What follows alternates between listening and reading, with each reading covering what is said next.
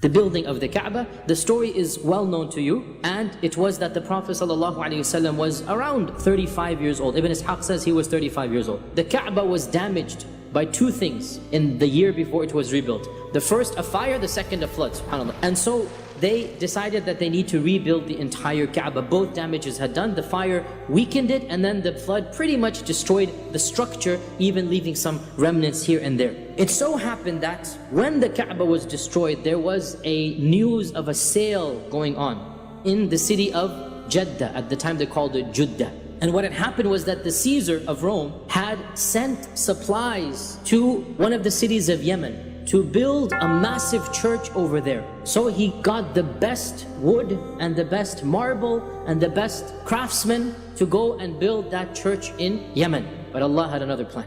And so the books of Sirah mention that Allah sent a wind off the coast of Jeddah to cause the ship to basically crash, and the ship was damaged, but it just made it to Jeddah because Allah has a plan. And so the Quraysh, when they heard about this, they gathered together all their wealth and they went to Jeddah to purchase all of this and to hire the craftsmen as well to come. They're wondering now, the Kaaba is in semi-destroyed state in front of them, and they're wondering, should we come and destroy it? This is the house of Allah. They've never destroyed the house of Allah before. I mean, even the thought of it is sacrilegious, right? They don't know what to do. And according to one report of Ibn Ishaq mentions this, that when they were debating what to do, a large snake came out of the well of Zamzam. And it was rumored that there was a snake living in the well of Zamzam. Now this large snake came out, massive snake, and anytime they approached it, hissed at them. And so they wondered, what are they supposed to do? And Allah sent a big bird to pick up the snake and to get rid of it, to throw it behind one of the mountains of Mecca. So they took this as a sign that they should approach the Kaaba. And so each one is nudging the other for, why don't you go first? Why don't you go first? Because they're worried what's going to happen.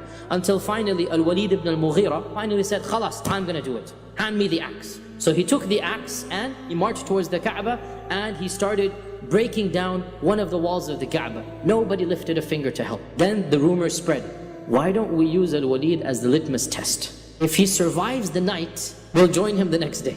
Then the next morning, he woke up fine and healthy, everything's fine. So they said, okay, alhamdulillah. And so Al-Walid put one wall down. And so the next day, alhamdulillah, the entire Quraysh decided now we all have to tear the Kaaba down and then rebuild it.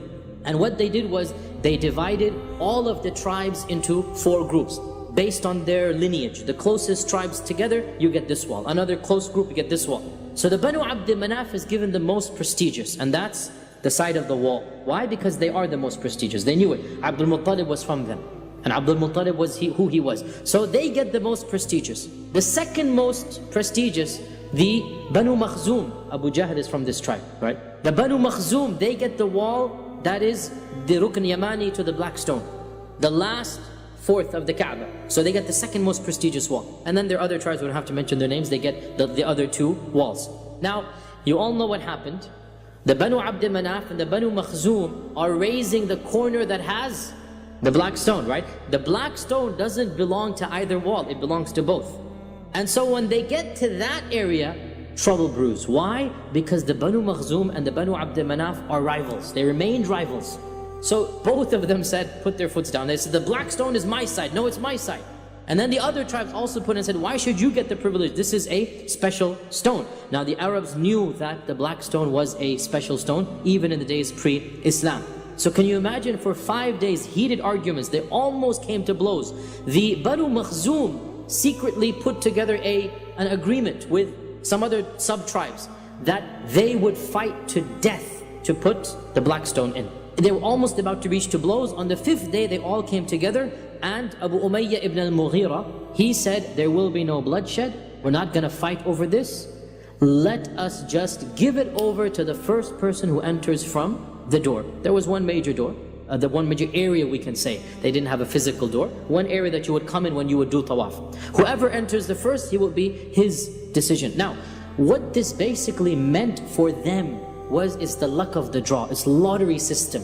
Whoever walked in, who would he vote for his own tribe? Because nobody would ever choose somebody else's tribe. It's just humanly impossible for them to think like that.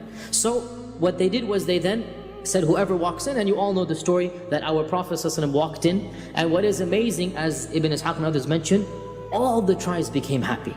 Because otherwise it would not have been possible for all the tribes to be happy. Only the tribe that that person belonged to would have been happy. But when they saw the Prophet ﷺ, they all became happy because every tribe thought, the Prophet ﷺ likes me so much, he's actually going to choose my tribe.